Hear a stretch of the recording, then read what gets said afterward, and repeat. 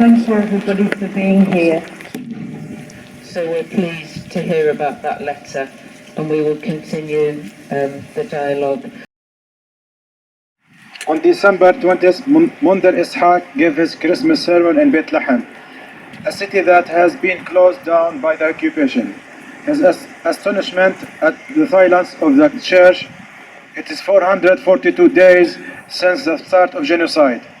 During that time, we have seen celebration of murder, posting on social media, competition of the numbers killed, and even watch points to observe the genocide. Day after day, we have witnessed atrocities, people burned alive, health workers humiliated and turned, children literally starved. We have also seen beautiful things, the effort of doctors, emergency workers, teachers, cooks, mothers, and so on to stem the flow suffering.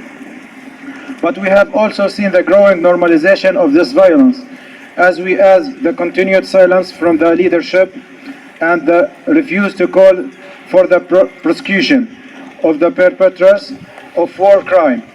Rather than calls for justice, they are met with applause from the Western leadership.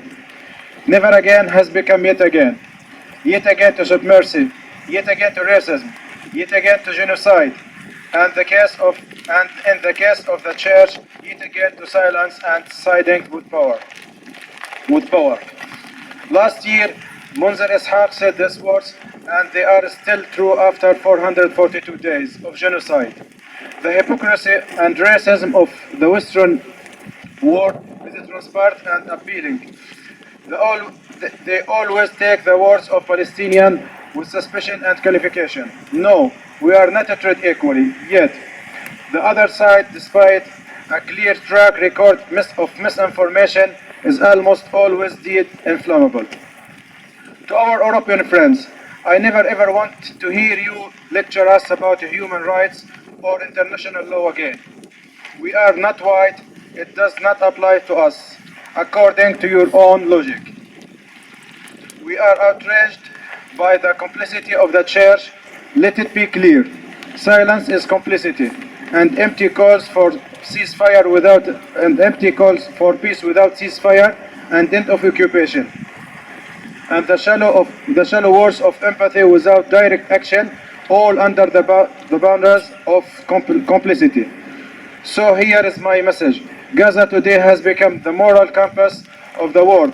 Gaza was hell on earth before October 7th. If you are not appalled by what's happening, if you are not shaken to your core, this is something wrong with your humanity.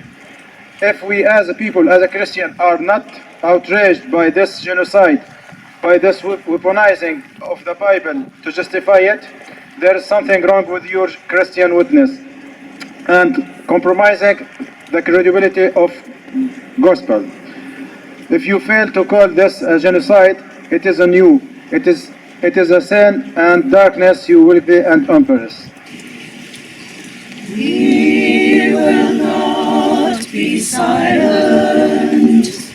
We will not be quiet.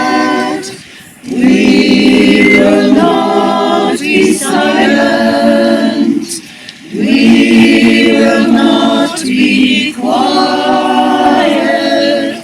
When the world's in danger, when the world's in pain, we will not be silent. When the world's in pain, we will not be silent.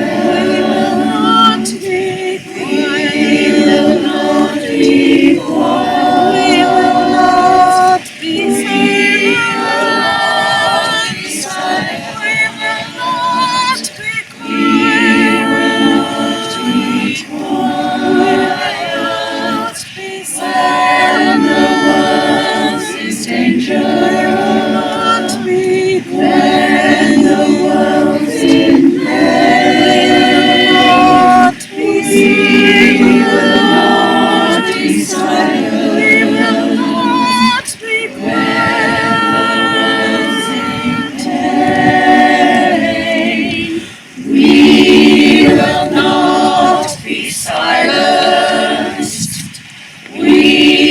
will not be quiet.